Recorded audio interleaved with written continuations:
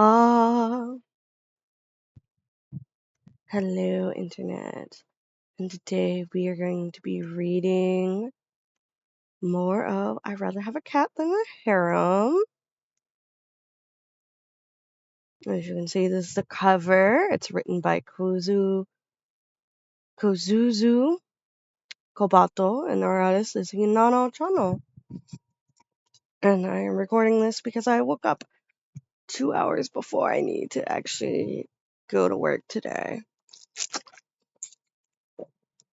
So, yay. Her subtitle is Reincarnated into a World of an Otome Game as a cat-loving villainess. We have these two beautiful images.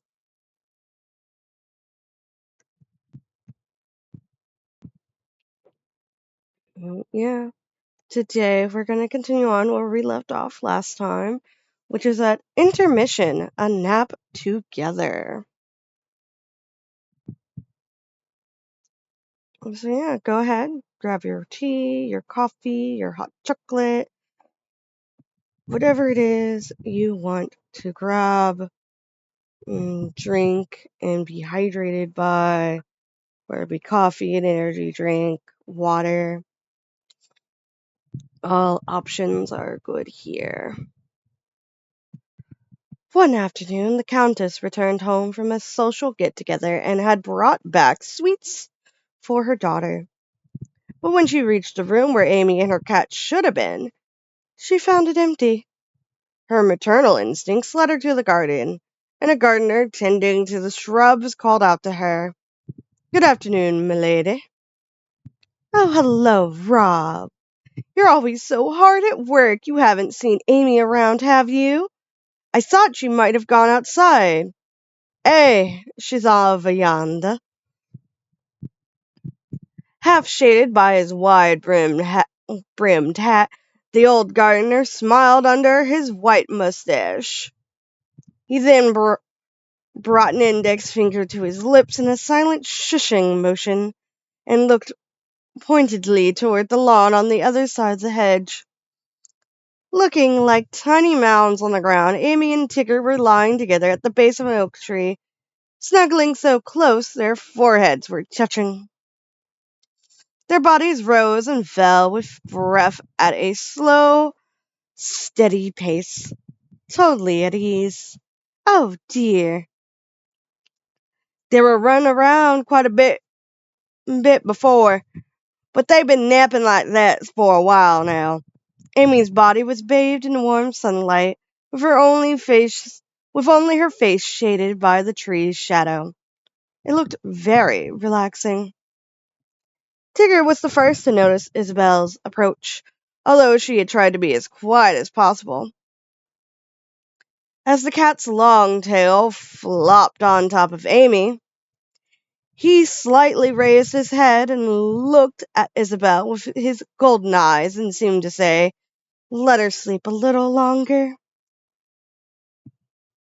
"What a good boy, always staying by her side," murmured Isabel, stooping down to pet the cat while ruefully wishing that cameras existed in this world so she could capture the sweet moment. Tigger relaxed his eyes and purred happily in response. Oh, and we are now on to chapter 4. That was actually really short. I honestly expected the chapter to be longer based off of like other light novels I've read.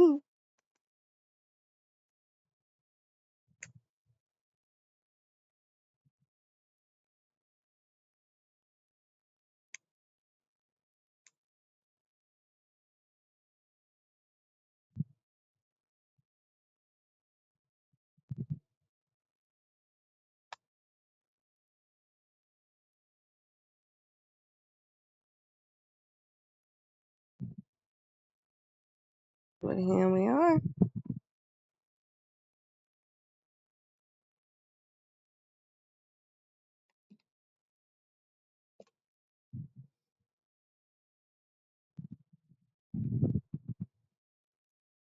There we go. Fix that a little bit. But we'll go ahead and we'll start. this one since that chapter was only a couple minutes long. But chapter 4, the third prince's predicament. The king of Luducia had 3 sons and 1 daughter. The first prince was brilliant, skilled in both the arts and fighting prowess, having already finished his investiture to formally acknowledge his position as next in line for the throne. He was preparing as much as possible for his future role. The second prince, 2 years younger, supported the crown prince and was involved in the Knights of the Royal Guard. The youngest child, the princess, was still quite young, but anyone who saw her spoke of how greatly she resembled the queen, and she had already received many offers of marriage. In the shadow of such renowned siblings was the third prince, Edward Leo Lucia. The exemplary first prince and the irreproachable second prince made a complete set, the star performer and the understudy. Under such circumstances, the third prince, born nearly a decade afterward, was simply a spare, an extra. As parents, the king and queen loved all their children, but there was just one tiny little hang-up. The king and queen also knew that a power struggle for succession among their children would quite easily plunge the kingdom in the chaos. For that reason, the royal children were assigned a strict hierarchy and given very clear roles. This would keep them from becoming the pawns of ambitious aristocrats, protect against unrest in the kingdom, and prevent foreign powers from turning the situation to their advantage. Lastly, these measures allowed the children born to the royal family to be able to live their lives with as few cares as was reasonably possible.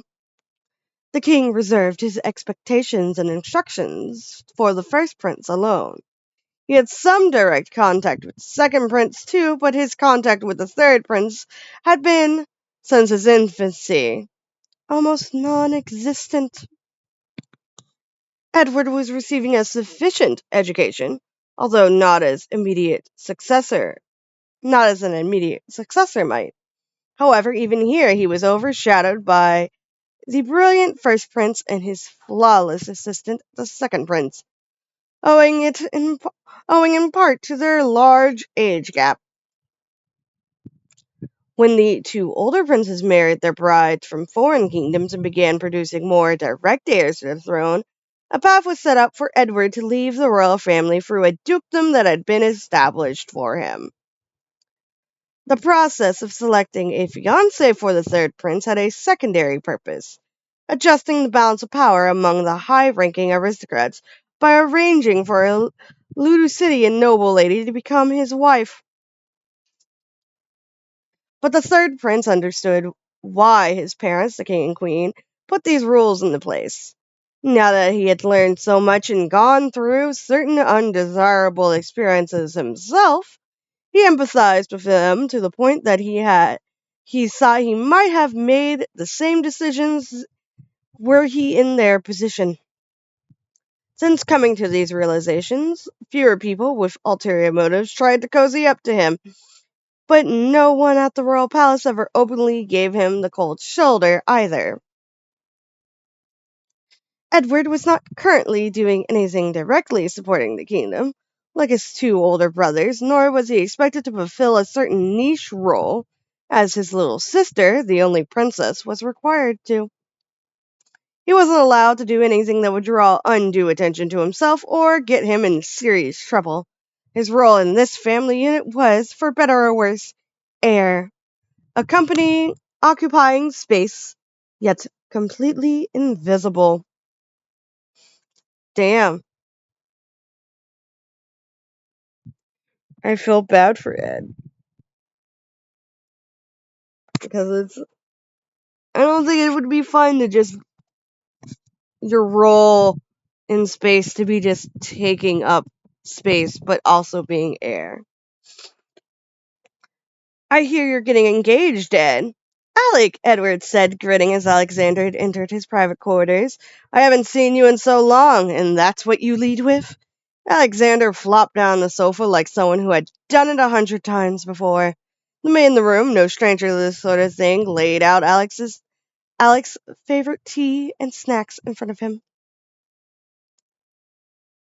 You were going to keep this from your old friend. What am I now, a stranger?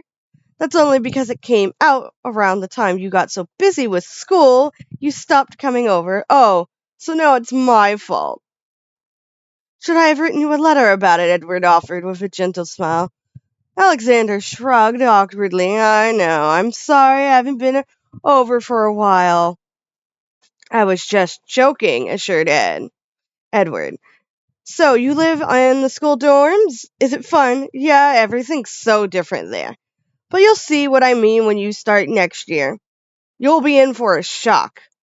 Edward made a noise of mild surprise, nodding happily along. He ordered the maids out of the room as he took a seat opposite the sofa. After making sure the maids were gone, Alexander began to speak. So, which lady's the favorite to win? I don't think there is a favorite to win, said mildly. Any of them would do the job fine, to be honest. Really? Alexander asked, disappointed. Well, I guess I figured out you'd say something like that. Really, if they passed the scrutiny of the civil officials to make it to candidate status in the first place, there shouldn't be anything wrong with them. I have no complaints, elegantly picked up a cup and a saucer gilded with gold and spoke as casually as if he were commenting on the weather. Alexander frowned at him. Marriage is one of the few essential public duties the third prince is bound by, Edward continued. You're talking about it as if it's happening to someone else. I guess it just hasn't sunk in yet. Which families are the candidates from? Any girls you've met before? Unperturbed by his questions, Edward readily gave him a few names, including the Northland family. Anyone you know, Alec? I sat at a table with the girl of the Marquis of Sander at a tea party once. She's older than I am and a real beauty, but the daughter of the Earl of Northland came to my house the other day. Edward made a non-committal noise. Believe it or not, she adopted Tigger. What? Edward's eyes widened into perfect circles at this unexpected news. With that stupid expression, he's finally starting to look his age, thought Alexander. Looking at his longtime friend, though Edward was 1 year younger, he had basically been forced to act like an adult since he was a child. Will Tigger be okay? He's so shy. You remember how he was really cautious around you at first, right? Well, with that girl, he was totally attached to her from day one. It even took my mother by surprise. The girl got along well with the other cats, too. But in the end, she said she wanted Tigger. It sounds like she just really loves animals. I can't believe it. I just figured girls would be scared of a cat that big. Right? But she's unusual in more ways than one. That girl, what does that mean? Something about the way he said that gave off a different air than normal. But Alexander just shook his head. No way, if I tell you any more, you're just going to get preconceived notions about her. You'll have to see for yourself. Edward pondered aloud and started to say, I guess anyone would do the job, but he cut himself mid-sentence and instead said, Sure, I understand. Alexander would always shoot him a glare whenever he let a careless response slip out, and Edward would send him an embarrassed smile in return. Although only a year separated them, Alexander always acted like an older, wiser brother. You like animals too, don't you, Ed? Like animals? Yeah, I guess. He had his own reasons for hesitating. Liking animals seemed pretty straightforward, but Edward assumed he'd probably liked animals a little more intensely than the Earl of Northland's daughter did. With his position and the rules that came along with it, Edward had been reluctant to ever complain. He had Alexander as a friend, of course, but he still resisted airing his grievances to him. Instead, he could only ever confess his deeply repressed emotions to animals, like his dog, or when he took him out for long rides, his horse. If a friend meant someone you could talk to about anything, the animals were more than enough to qualify as Edward's dear friends, probably even his best friends. With a smile at the thought, Edward tried to redirect the flow of conversation. That reminds me, Alec, you had a marriage interview too, didn't you? You knew about that, huh? It was just a casual get together, though. Really? Yeah, for one, I got no interest in getting engaged or married yet. For another, she's still just a kid. The meeting had taken place as planned the afternoon of the day he had first met Amy. The girl he met with was only 6 years old. The interview hadn't been requested with any serious designs to contract a marriage, but seemed rather to be the result of optimistic impatience. The proposal had no particular advantages for the Cloverdales, but because the go-between had been a friend of the family, they had met at least once to preserve everyone's honor. Alexander hadn't been putting on an act, but apparently his absent-minded attitude made the other family sense that he was not interested. He got a long-winded lecture about it from his parents, but luckily for him, that was the end of it. Well, no matter how much I dislike it, I'm only really delaying the inevitable.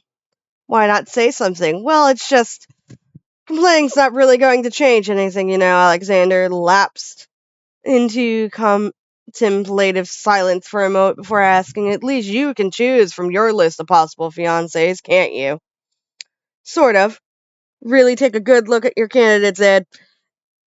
Ed was shocked at the sudden seriousness that had slipped into his friend's voice.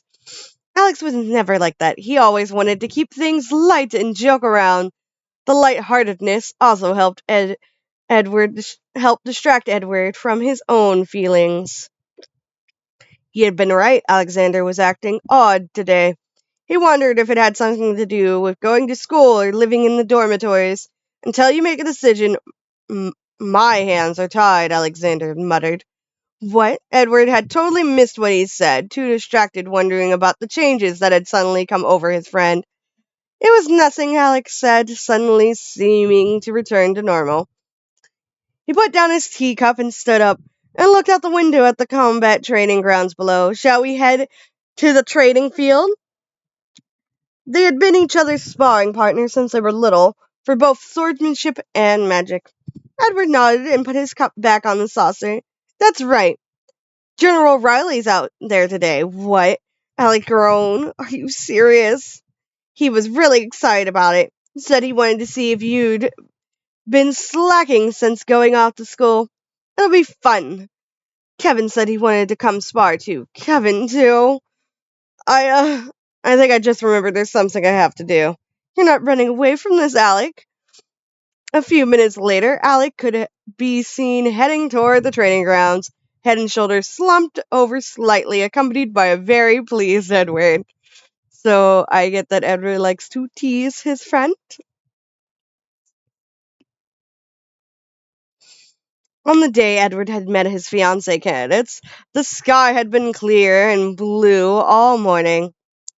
Because the tea party was accompanying the inner garden of the royal palace, they would have needed to reschedule if the weather turned stormy. And postponing or canceling the event would have been a huge hassle, considering the burden on the administrative office in charge of organizing the events, as well as the knights and maids responsible for security and all other preparations. So Edward, who had no way of knowing there had been at least one lady among the candidates who had been desperately praying for rain, sighed with relief when a maid pulled back his curtain and he was met only with sunshine. The third prince had worried himself so much over what the weather would be like that he had spared no thoughts at all to the reason for the whole event, his future wife. and even then he only really thought of it in terms of the lead up to his official duties as third prince, which would increase after his 15th birthday, when he came of age. Look, Prince Edward, come this way, you can see the ladies from here. That's all right, I can see them when I meet them in the garden. Oh, come now, your highness. Don't be like that. It looks like almost all the candidates have arrived. Edward had been waiting in the second-floor room overlooking the inner garden below. The head maid, who had been with Edward since he was a child, beckoned him over to the window. Everyone looks so gorgeous, don't they? Princess Florence will look just like them in a few years. Don't get so close to the edge, Hannah. The large windows had incredibly slim railings constructed more for decoration than for safety. Not to mention, even though they probably wouldn't be noticed from the angle below, it would be very awkward if the ladies realized they were being watched. Nevertheless, it was only natural that the senior head maid, who usually interacted with only adults, and his little sister, Princess Florence, in the course of her duties, would be interested in the young ladies. As she beckoned him again, Edward put on a forced smile and approached. The faint, elegant voices of the ladies below drifted through the open window. Don't you think that canary yellow dress would look good on Florence? Sorry, that was a yawn. My body is tired, but cannot go back to sleep. I think Flo would like it in light pink better. Yes, I'm sure she would agree with you there, said Hannah, nodding nodding her head fondly, the smile lines at the corner of her eyes deepening. When Edward saw his sister last week, she was covered in pink from her head ornament to her shoes. He had heard it was a phase a lot of little girls went through. But he was still surprised when he saw the stuffed rabbit that she would never part with had suddenly become pink, too. There's the Marchioness of Sandor, Lady Judith. She's 3 years your senior and has already debuted. She's the very picture of femininity, is she not? On the other side is Lady Christina, the one wearing the hat with the camellia flowers, who is the daughter of Earl of Levet, and I've already read their files, Hannah. Your Highness, she chided in. This lady might one day be your wife. Edward had already looked over all the portraits and documents and had been brought to the antechamber where they were currently waiting. He simply pointed to the mountain of papers stacked on the table. Hannah let out a quiet sigh. As Hannah doubled as the go-between, Edward understood her concern that he should show a little more interest, but Edward thought to himself, they all look the same. The civil officials chose the ladies assembled in the garden because they were in good order. Their appearance, their status, their etiquette. He was sure even their thoughts were in good order, too. They had checked off all the boxes. Their temperaments deemed suitable for a princess consort. They were like dolls that had passed all quality checks, ready for sale. He could easily imagine how similar they would look and speak when he went down to the garden to talk to them. He was told it wouldn't be like that when he actually met them, but he was doubtful. Nothing set them apart other than the color of their dresses. But then again, they must see me superficially too. The ladies gathered here, vibing for the position of princess consort, must have surely only seen him as his title, the third prince. On the ground, the garden was bustling with activity, but under the brilliant veneer, everyone was strategizing. The feeling was palpable in the air. I'd rather go for a long horse ride than a tea party like this. Nothing would feel better than turning my back to the garden, heading to the stables, and getting on my favorite horse and riding under the cloudless sky. But Edward never revealed his true feelings, not even to his long-serving maid. My apologies, Your Highness. Did you say something? Just that it's probably time to head out, don't you think? That's right. If you'll just If you'll wait just a moment, I'll double check that everything's ready. Hannah took out a pocket watch-shaped magical communication tool from her pocket and contacted the guards downstairs. From what he could overhear, he inferred that not all the guests had arrived yet. Edward's eyes had drifted from the window to the magical tool, waiting for the head maid to hang up before speaking. The Earl of Northland made that, right? He asked. The director of technology at the Institute of Magic had established a reputation for his inventiveness and skill. Many of the newer magical tools were born from the Earl's innovative, eccentric ideas. He was someone Edward would love to talk to if the opportunity arose. Yes, and I'm able to get many things done because of it. But speaking of which, they say the Earl of Northland's daughter hasn't arrived yet. Oh, is that her just now? Oh my! With one hand laying on the side of the window frame, Hannah let out a rare shout of surprise. What's the matter? How can she look so different from what Hannah regularly directed the younger maids to do tasks without ever raising her voice. She was always so steady and calm during sudden accidents. What on earth could have shaken her up this much? The maid rushed to the table where the documents were stacked, muttering to herself how it was strange how the portrait given before was different. With a sidelong glance at her, Edward returned to the window. Looking down over the garden, he saw the mother who had just arrived, and then he saw her daughter.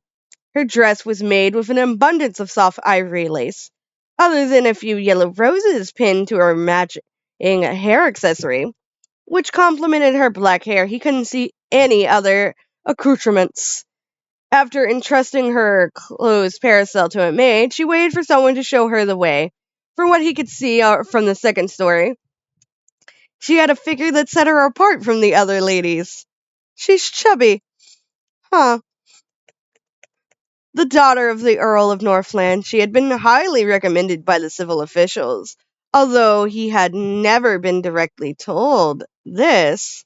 He knew it was so because her file had been placed at the top of the stack and because a triumphant report had been given when the officials had received the blessing of the Earl of Northland, who had at first protested that his daughter was too young.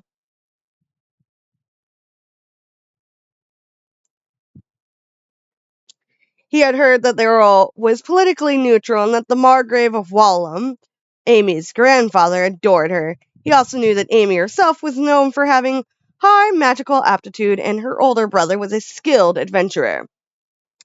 The ranking of an earl would not normally be suited for marriage to the royal family, but for the third prince who needed to be as unobtrusive as heir, it was indeed very fitting.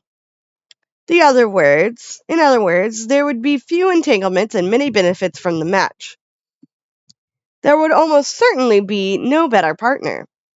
From Amy Northland's portrait, she looked very refined, indeed almost chilly. Her figure would have been petite and slender. I don't know about that. Something must have happened. She looks like a pig. No, no, that's not. Oh, my dear, maybe she's sick? Her complexion looks good. It doesn't look like she's injured either, Edward explained calmly to Hannah, who was looking in a panic from the portrait in her hand to the girl outside. Sandwiched in between the maid guiding her and the knight guarding her, Amy slowly and with a light step made her way inside the venue, closer to the building where Edward stood, although she seemed nervous with everyone's eyes on her. Alongside her mother, she returned pleasantries flawlessly. When Amy arrived at her table, she was presented with a huge plate full of all sorts of sweets, and she happily started to fuss over them. She would gaze at the fountain or the flowers, or from time to time, she and her mother would lean in toward each other to talk about something, smiling like they were actually enjoying themselves. So it was as if they had simply stumbled into a tea room that had happened to have magnificent scenery so clearly out of tune with the tense undercurrent in the garden. Perhaps caught up in the genuinely joyful atmosphere, the pair radiated. Even the maid and the knight who accompanied them looked at ease. That Isabel. What is she up to? She's different.